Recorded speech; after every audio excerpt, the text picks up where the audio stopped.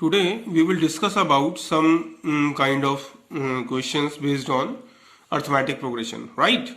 So we are having a question: if x comma y comma z be the pth, qth and rth terms of an arithmetic progression, then show that x into q minus r plus y into r minus p plus z into p minus q is equal to 0. So what we do, since we are having an arithmetic progressions, that's why let us consider that small a be the first term and d is the common difference of arithmetic progression, right? Now what is given? That the pth term is x, qth term is y and rth term is z. Means pth terms means ap is x, qth terms means aq is y and rth term means ar is z. Now what are the formulas of pth, qth and rth terms? The formula for pth term is ap is equal to a plus p minus 1 into d. The formula for aq is a plus q minus 1 into d and the formula for ar is a plus r minus 1 into d. तो हमने क्या करा, हमने ap, aq और ar के formula use करे और ये हमारे किसके इक्वल हो गए? एक्स वाई जेड के इक्वल हो गए. What we can say, we can also say that these are the values of x, y, z. हमें x, y, z की वैल्यूज यहां से मिल गई, right? अब what we have to prove? We have to prove this expression. So we'll take the left hand side and solve it and get the right hand side, that is 0. तो हम लोगों ने left hand side अपनी consider करी, that is x into Q minus R plus Y into R minus P plus z into P minus Q. इस पूरे expression में what we will do, will put the values of x, y and z. The value of x is this, the value of y is this and the value of z is this.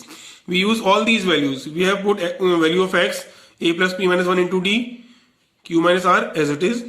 We have put the value of y, that is a plus q minus 1 into d and r minus p as it is. The value of z is a plus r minus 1 into d and p minus q is as it is, right?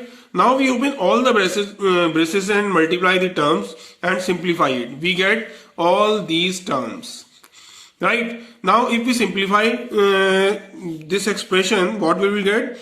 aq will be cancelled by minus aq, minus ar by plus ar, plus ap by minus ap, plus pqd is will be cancelled by minus pqd, minus pdr plus prd, minus qrd plus qdr, minus dq will be cancelled by plus dq, plus dp will be cancelled by minus dp and minus dr will be cancelled by minus plus dr. So all terms will be cancelled and you will get 0, which is our right hand side. तो हमें जो proof करना था, this term is equal to 0, ये हमारा proof हो गया, right? अब नेक्स्ट क्वेश्चन है हमारा, the pth term of an arithmetic progression is q. किसी अर्थमेटिक प्रोग्रेशन का जो pth टर्म है, pवा टर्म है, यानी कि that is q and the qth term is p और जो qवा टर्म है that is p. Show that the rth term is p plus q minus r. हमें ये शो करना है कि जो rवा टर्म है दैट इज rth टर्म, वो हमारा p plus q minus r है, right? And p plus qth term, उसके बाद हमें p प्लस qth टर्म निकालना है और प्रूव करना है कि वो कितना है, 0 है. तो यहां पर हमें दो वैल्यूज कैलकुलेट करनी है, एक rth टर्म और एक p plus qth term, right? हमें कौन कौन से टर्म दिए? pth टर्म और qth टर्म दिए हुए हैं, तो हमने pth और qth टर्म का फॉर्मूला लगा दिया. pth term means ap is q and qth term is p means aq is p. अब what will we do, we will put the formula of ap and aq. हमने ap और aq का formula लगा दिया. यहाँ पर ap का formula क्या होगा pth टर्म का? a plus p minus 1 into d और वो इक्वल है किसके? q के, तो हमने उसको q के बराबर रख दिया, राइट? aq का फॉर्मूला क्या होगा qth टर्म का? a plus q minus 1 into d और वो किसके बराबर है हमारा? p के, तो हमने उसको p के बराबर रख दिया, राइट? अब हमें क्या करना है, यहां से सिंप्लीफाई करके a और d की वैल्यूज कैलकुलेट करनी है, क्योंकि हमें a और d में दो इक्वेशंस मिल गई, ये इक्वेशन 1, ये इक्वेशन 2. सिंप्लीफाई कैसे करोगे आप इसको? हमने इक्वेशन 1 में से 2 को माइनस कर दिया, इक्वेशन 1 माइनस 2, तो a से a कैंसिल हो जाएगा हमारा. यहां पर जब आप डी कॉमन लोगे और अंदर के ब्रैकेट को सिंप्लीफाई करोगे, p माइनस वन में से q माइनस वन को माइनस करेंगे तो आपको मिल जाएगा p माइनस क्यू, और d हमने कॉमन लिया था वो एज इट इज आ गया। राइट हैंड साइड में q में से p माइनस किया हो गया q माइनस p। अब आप इसको सिंप्लीफाई करोगे, जब डिनोमिनेटर में लेके जाओगे तो माइनस कॉमन लेके आपको सॉल्व करना पड़ेगा, then you will get d is equal to minus one. यहां से हमें d की वैल्यू मिल गई। अब आप d की वैल्यू चाहे इक्वेशन 1 में रख दीजिए और in equation 2 you will get the value of a। तो अब हम d की वैल्यू को पुट करते हैं, राइट। तो what we do, we put value of d is equal to minus one in equation 1। Equation 1 हमने ले ली कितनी थी, a plus P minus one into D is equal to Q था, तो यहां पर d की वैल्यू हमने लगा दी माइनस वन। हमने ब्रैकेट को ओपन कर दिया, माइनस से वन की मल्टीप्लाई करी तो ये हो गया माइनस पी और ये हो गया plus one is equal to q. यहां से a की वैल्यू निकालने के लिए, कैलकुलेट करने के लिए what we do, we shift all the terms to the right hand side. तो we'll get a is equal to p plus Q minus one. ये दोनों टर्म हमने राइट हैंड साइड में भेज दी। तो अब हमें a की वैल्यू भी मिल गई और d की वैल्यू भी हमें मिल गई माइनस वन। ठीक है, हमें क्या कैलकुलेट करना था, हमें कैलकुलेट करना था rth term, means a r, right, a r हमें कैलकुलेट करना था। तो rth टर्म का फॉर्मूला क्या होगा, a plus r minus one into d. जैसे nth टर्म का होता है a plus n minus one d, वैसे ही rth का होता है a plus r minus one into d. यहां पर हमने a की वैल्यू पुट कर दी p plus Q minus one, r minus one as it is रहा, और d की वैल्यू पुट कर दी हमने माइनस वन जो हमने कैलकुलेट करी थी। फिर हमने सारे ब्रैकेट्स ओपन करे, जब आपने सिंप्लीफाई करा तो 1 से 1 हमारा ये कहां पे कैंसिल हो गया और क्या बच गया सिर्फ p plus Q minus r। यही हमें प्रूफ करना था। तो हमारा rth टर्म कैलकुलेट हो गया p plus Q minus r। अब हमें कैलकुलेट करना था p plus Q th term, यानी आप इसको कह सकते हो a p प्लस क्यू, ये हमें कैलकुलेट करना था। तो p प्लस क्यू टर्म का फॉर्मूला क्या होगा, a plus p plus Q minus one into D, क्योंकि यहां पर n होता है, nth टर्म होता है तो आप n रखते हो, यहाँ p प्लस क्यू टर्म है इसलिए हमने यहां पर p प्लस क्यू रख दिया। अब यहां पर भी हमने a की वैल्यू पुट कर दी p plus Q minus one, और ये टर्म एज इट इज रहा, और d की वैल्यू हमने पुट कर दी माइनस वन। जब आप इसको सिंप्लीफाई करा तो ये आपका प्लस p से माइनस p कैंसिल हो गया, q से माइनस q और माइनस वन से plus one, what we will get, zero. और हमें यही प्रूफ करना था कि our p plus q term is equal to zero. तो इस तरीके के क्वेश्चंस भी जो होते हैं वो हमें प्रूफ करने पड़ सकते हैं, जिसमें नंबर्स नहीं होंगे, आपको अल्फाबेट्स दिए होंगे ए पी क्यू, उसके हिसाब से आपको क्वेश्चन सॉल्व करना होगा, राइट। अब हमारे पास कुछ क्वेश्चंस हैं, these questions are based on the properties of arithmetic progression. तो what are the properties of arithmetic progressions? Arithmetic progression की प्रॉपर्टी होती है कि अगर हमारे पास कुछ टर्म्स हैं जो कि हमारे किसमें, अर्थमेटिक प्रोग्रेशन में है, तो अगर हम हर एक टर्म में कोई वैल्यू ऐड कर दें तो जो रिजल्टेंट नंबर्स होंगे वो भी अर्थमेटिक प्रोग्रेशन में होंगे। कोई वैल्यू सब्ट्रैक्ट कर दें हर टर्म में से, तब जो रिजल्टेंट वैल्यू होगी वो भी अर्थमेटिक प्रोग्रेशन में होगी। अगर आप किसी से मल्टीप्लाई करते हो किसी पर्टिकुलर टर्म से हर एक टर्म को, तो भी जो रिजल्टेंट स्ट्रिंग होगी वो हमारी अर्थमेटिक प्रोग्रेशन में होगी। और अगर किसी पर्टिकुलर टर्म से हर एक टर्म को डिवाइड कर देते हो तब भी हमारा जो रिजल्टेंट स्ट्रिंग होती है, जो नंबर्स होते हैं, वो हमारे अर्थमेटिक प्रोग्रेशन में रहते हैं। तो इन प्रॉपर्टीज पर बेस्ड हमें कुछ क्वेश्चन सॉल्व करने हैं, राइट।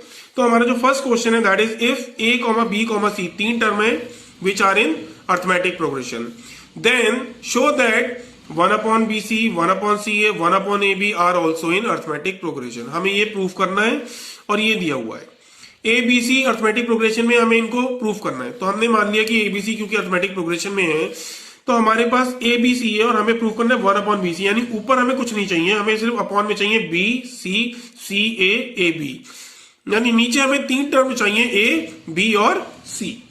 तो हम क्या करें, डिनोमिनेटर में टर्म लाने के लिए सबको डिवाइड कर दें किससे, a, b, c से। तो हमारे पास तीन टर्म थे a, b, c, हमने हर एक को a, b, c से डिवाइड करा, a/a, b, c, b/a, b, c और c/a, b, c। और प्रॉपर्टीज की हेल्प से ये तीनों भी किसमें होंगे, अर्थमेटिक प्रोग्रेशन में रहेंगे। अब हमने क्या करा, a से a हमारा कैंसिल हो गया, b से b कैंसिल हो गया और c से c कैंसिल हो गया। तो यहां क्या बचा, 1, यहां पर भी 1, यहां पर भी 1 बचा। तो ये हो गया 1/bc, 1/ac या 1/ca और 1/ab। ये किसमें हो गया, हमारे अर्थमेटिक प्रोग्रेशन में। और यही हमें प्रूफ करना था कि ये तीनों टर्म हमारे अर्थमेटिक प्रोग्रेशन में है, ये हमने प्रूफ कर दिया, राइट। इसी तरीके से इस पर बेस्ड हम एक दो क्वेश्चंस और करेंगे। सपोज हमारे पास एक क्वेश्चन है, if 1/b plus c, 1/c plus a and 1/a plus b are in arithmetic progression, then prove that a square into b square into c square are also in arithmetic progression. ये तीन term AP में है, इन तीनों को हमें AP में proof करना है, राइट?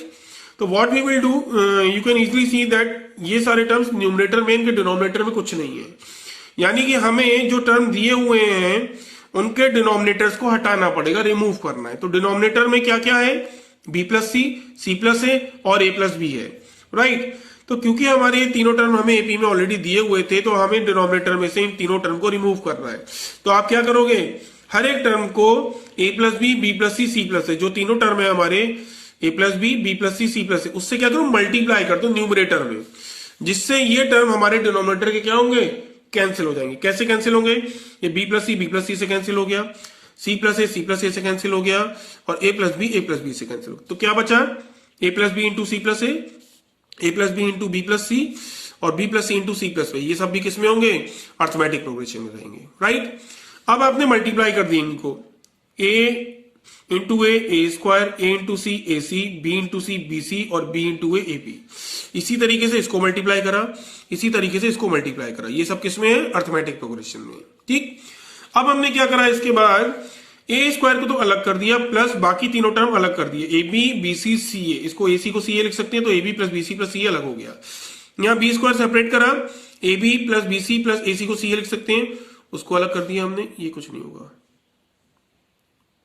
ठीक? फिर यहां पर सी स्क्वायर को अलग करा और A B plus B C plus C A को अलग कर दिया। ये सब किसमें, हमारे अर्थमेटिक प्रोग्रेशन में। अब हमें क्या चाहिए था, हमें सिर्फ ए स्क्वायर बी स्क्वायर सी स्क्वायर चाहिए। तो ए स्क्वायर बी स्क्वायर सी स्क्वायर तो मिल गया, लेकिन ये पूरे टर्म सब में सेम है और एक्स्ट्रा है।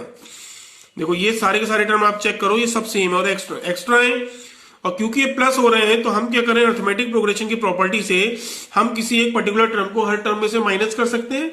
तो हम इस पूरे एक्सप्रेशन को सारे टर्म्स में से माइनस कर रहे हैं। तो जब हमने माइनस करा तो क्या बचा, ये हट गया, बचा ए स्क्वायर, ये पूरा कैंसिल हो गया, बचा बी स्क्वायर, ये पूरा कैंसिल हो गया, बचा सी स्क्वायर। ये टर्म भी किसमें होंगे, अर्थमेटिक प्रोग्रेशन में। और यही हमें प्रूफ करना था कि हमारे जो ए स्क्वायर बी स्क्वायर सी स्क्वायर है वो किसमें हो, अर्थमेटिक प्रोग्रेशन में होंगे, राइट? तो इस तरीके से मल्टीप्लाई डिवाइड एड सब्ट्रैक्ट करके आप इनको प्रूफ करते हो। अब इसके बाद हमारे पास नेक्स्ट क्वेश्चन है, ये हमारे कुछ डिफरेंट टाइप के हैं। इसमें हमें क्या होता है, हमें इस तरीके के क्वेश्चन दिए होते हैं कि भाई हमारे पास 3 टर्म है अर्थमेटिक प्रोग्रेशन में, 4 टर्म है या 5 टर्म है, इस तरीके से क्वेश्चन दिया होता है। फिर या तो हमें उनका सम दिया होगा, या उनका प्रोडक्ट दिया होगा, या कुछ और प्रॉपर्टी दी होती है। तो इस टाइप के क्वेश्चन को हम कैसे सॉल्व करते हैं वो आज क्वेश्चन दिया है हमें, find the 3 terms in arithmetic progression, यानी हमें 3 टर्म निकालने हैं जो अर्थमेटिक प्रोग्रेशन में होंगे। whose sum is 15, जिनका सम कितना है, 15 है। And sum of squares of 2 extremes is 58, और जो 2 एक्सट्रीम टर्म्स हैं यानी फर्स्ट और लास्ट, उनके स्क्वायर्स का सम जो है वो है 58। हमें 3 टर्म कैलकुलेट करने हैं। तो जब भी हमें अर्थमेटिक प्रोग्रेशन में 3 टर्म्स इस तरीके से कैलकुलेट करने होते हैं, तो उस केस में हम क्या करते हैं, 3 मतलब ऑड नंबर ऑफ टर्म्स। तो उस केस में हमने फर्स्ट टर्म लिया ए, एक टर्म लेते हैं उसके बाद का, यानी ए प्लस डी हो गया ऑब्वियसली अर्थमेटिक प्रोग्रेशन का, और एक टर्म उससे पहले लेते हैं तो वो कितना हो जाएगा, ए माइनस डी, डी हमें माइनस करना पड़ेगा। तो इस तरीके से हम 3 टर्म अगर ऑड नंबर ऑफ टर्म्स लेने होते हैं तो ऐसे सपोज करते हैं, राइट? अब अकॉर्डिंग टू द क्वेश्चन के अकॉर्डिंग हमें दिया है कि उन तीनों टर्म का जो सम है वो कितना है, 15 है। तो तीनों टर्म आप प्लस कर दो, a minus d plus a और plus A plus d equal to 15। यहां से d से d कैंसिल हो जाएगा, तो आपको मिल जाएगा a प्लस ए यानी 3a इज इक्वल टू 15। तो a की वैल्यू कितनी हो जाएगी, यहां से 3 से डिवाइड करोगे तो ये हो जाएगा 5। तो ये टर्म हमने इसीलिए लिए थे कि जब हम इनका सम करें तो d से d कैंसिल हो जाए और इजीली हमें a की वैल्यू यहां से मिल जाए। अगर आप ये टर्म कंसिडर नहीं करते इस टाइप से, तो आपको a की वैल्यू यहां पर कैलकुलेट नहीं हो पाती, राइट? अब हमें और क्या दिया है, हमें दिया हुआ है the sum of squares of 2 extremes. Extremes का मतलब जो फर्स्ट टर्म लिया है हमने और जो उसका लास्ट टर्म है, उनके स्क्वायर्स का सम, यानी a माइनस डी का square plus a plus d का स्क्वायर, वो कितना दिया हमें, 58। तो हमने उसको उठा के 58 के इक्वल रख दिया, राइट? अब a माइनस डी का स्क्वायर ओपन करो, a square plus d square minus 2ad, और a प्लस डी का होल स्क्वायर कितना होगा, a square plus d square plus 2ad is equal to 58। यहां पर 2ad से 2ad कैंसिल हो गया, क्या मिला, a square plus e square 2a square और d square plus d square 2d square is equal to 58। यहां से हमने 2d स्क्वायर को यहां रखा, 2a स्क्वायर को राइट हैंड साइड में लेगा तो वो माइनस का हो गया। अब हमने यहां पर a की वैल्यू पुट कर दी कितनी, 5। तो 58 माइनस 2 इंटू 5 का स्क्वायर कर दिया। सिंप्लीफाई करने पर कितना बचा 8, तो 2d square is equal to 8, तो d स्क्वायर कितना हो गया 8/2 यानी कि 4। यहां से आपको d की वैल्यू मिल गई कितनी +-2, यानी एक बार आप क्या करोगे a की जगह पर 5 लोगे और d की जगह पर +2, और एक बार आप a की जगह पर 5 लोगे और d की जगह पर -2, और आप इन तीन टर्म्स में वैल्यूज पुट करोगे तो आपको अपने तीनों टर्म मिल जाएंगे। तो अगर a 5 हुआ और d +2 होगा तो 5 - 2 इज 3। अगर आपने a की जगह यहाँ 5 रख दिया तो नेक्स्ट टर्म क्या हो गया 5। अगर आपने a की जगह पर 5 रखा और d की जगह पर +2 रखा तो 5 + 2 इज 7 हो गया। ठीक, जब a 5 और d 2 है, अगर a हमारा 5 हो और d हमारा कितना हो -2 लोगे तो कितना हो जाएगा ये 5 - -2, 5 - -2 कितना हो गया 5 + 2, यानी कि उस केस में हमारा क्या हो जाएगा, यानी कि अगर हम a की जगह पर 5 लें और d की जगह पर -2 लेंगे तो पहला टर्म हो गया हमारा 7, फिर आपने a की जगह पर 5 रखा तो सेकंड टर्म हो गया हमारा 5, और यहां पर a की जगह पर 5 रखा और d की जगह पर रखा -2, तो 5 - 2 इज 3। तो टर्म वही मिले, पहले मिला था 357 और अब मिला 753, लेकिन बस ऑर्डर क्या हो गया हमारा चेंज हो गया। तो इस तरीके से आप क्या करते हो, अगर आपको तीन टर्म की कैलकुलेशन करने को कहा जाए तो इस तरीके से हम टर्म्स कैलकुलेट करते हैं और क्वेश्चन में जो भी हमें कंडीशन दी है उनको सिंप्लीफाई करके अपने टर्म्स कैलकुलेट कर लेते हैं। ठीक, इसी तरीके से एक और क्वेश्चन हम लोग कर रहे हैं। नेक्स्ट क्वेश्चन है हमारा, इसमें 4 टर्म दिए यानी इवन नंबर ऑफ टर्म्स, इसलिए हम एक क्वेश्चन और करके देखते हैं। यहां हमें दिया find 4 numbers in arithmetic progression whose sum is 6, जिनको प्लस करने पर 6 मिले, and product of whose extreme is 10 times the product of their means. दो एक्सट्रीम यानी लास्ट वाले दोनों टर्म्स का प्रोडक्ट जो है वो 10 टाइम्स यानी 10 गुना है किससे, the product of their means, उनके मीन्स के प्रोडक्ट का 10 टाइम्स है। राइट, तो हमने यहां पर 4 टर्म माने एपी में, इसमें आप क्या करते हो पहला टर्म कंसीडर नहीं करते हो, एक को हमने छोड़ रखा है, एक उससे पहले का टर्म लिया और एक उसके बाद का टर्म लिया, यानी इन दोनों टर्म के बीच में एक गैप है। राइट, तो इसी तरीके से अगला टर्म लेने के लिए इसके बाद वाला टर्म छोड़ोगे, a + 2d छोड़ा, क्या आया अगला टर्म a + 3d आया। ऐसे यहां पर a - d के बाद a - 2d जो होगा उसको छोड़ा और a - 3d कंसीडर करा। तो हर बार में आप बीच में एक एक टर्म को गैप करके फिर अपने टर्म्स को कंसीडर करते हो। राइट, अब हमें दिया हुआ है कि इन सबका सम कितना है 6 है, तो हमने चारों को प्लस करा, a - 3d, a - d, a + d और a + d, उन सबको किसके इक्वल रख दिया 6 के इक्वल रख दिया। राइट, अब आप क्या करोगे, जब सिंप्लीफाई करोगे तो 3d से 3d और d से d कट जाएगा, इसलिए हमने ये टर्म्स कंसीडर करे थे। यहां से हमें मिल गया 4a = 6, तो a की वैल्यू मिल गई हमें कितनी 3/2। अब आपको क्या दिया हुआ है, इसके बाद आपको दिया है product of whose extremes, extremes का मतलब फर्स्ट और लास्ट का प्रोडक्ट, यानी a - 3d और a + 3d is equal to 10 times the product of their means. Means का मतलब बीच वालों का प्रोडक्ट करो और उसका 10 गुना कर दो। तो a - d और a + d का प्रोडक्ट किया मीन्स का और उसका 10 टाइम्स कर दिया। अब आपको इसको सिंप्लीफाई करना है। सिंप्लीफाई कैसे होगा, ये a - b और a + b होता है a² - b², तो a का स्क्वायर हो गया -b यानी 3d का स्क्वायर इज 9d²। यहां पर a - d और a + d again a² - d²। फिर हमने क्या करा 10 से अंदर मल्टीप्लाई कर दिया तो ये हो गया 10a² - 10d²। अब आप d वाले टर्म सारे एक तरफ ले जाओगे, राइट, और a वाले सारे टर्म एक तरफ, तो 10d² जब इधर आएगा उसमें से 9 चला जाएगा तो बचा 1d², और ये 1a² उधर जाकर 10 में से माइनस होगा तो बचेगा 9a²। 9 हमने एज इट इज रखा, a की वैल्यू पुट कर दी 3/2 और 3/2 क्योंकि स्क्वायर है। सिंप्लीफाई करा तो 81/4 आ गया, जहां से d हमें कितना मिल गया +-9/2, इसका स्क्वायर रूट लोगे तो +-9। तो a की वैल्यू 3/2 और d की वैल्यू एक बार +9/2 और एक बार -9/2। तो जब हमने a की वैल्यू 3/2 ली और d की वैल्यू +9/2 और ये वैल्यूज कहां रख दी इन टर्म्स में, a - 3d, a - d, a + d और a + 3d, और उसको सॉल्व करा, तो सॉल्व करके आपको जो टर्म आए a और d की वैल्यूज पुट करने पर वो आ गए -12, -3, 6 और 15। इसी तरीके से एक बार हमने a की जगह पर 3/2 लिया और d की जगह पर -9/2 लिया, और वो वैल्यूज हमने उठाकर अपने टर्म्स में रख दी a और d की वैल्यूज, तो हमारे जो टर्म आए वो कितने आए 15, 6, -3 और 12। तो बस हमारा जो ऑर्डर है वो रिवर्स हुआ, लेकिन आपको दोनों ही केसेस में टर्म्स कैलकुलेट करके बताना पड़ता है। तो इस तरीके से अगर हमें ऑड नंबर ऑफ टर्म्स दिए हो या इवन नंबर ऑफ टर्म्स दिए हो, हम उनमें अपने टर्म्स को इस तरीके से कैलकुलेट करते हैं और कंसीडर करने का तरीका हमारा ये रहता है। राइट, अब इसके आगे नेक्स्ट हम पढ़ेंगे अपने नेक्स्ट लेक्चर में। Thank you.